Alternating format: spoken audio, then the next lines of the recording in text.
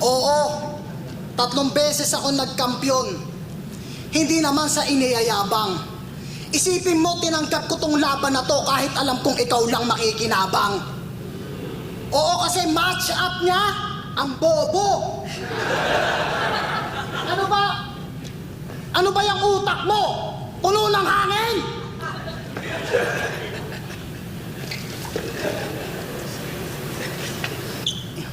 O kita mo, para matuloy lang yung laban, si Enigma pa tumulak sa akin!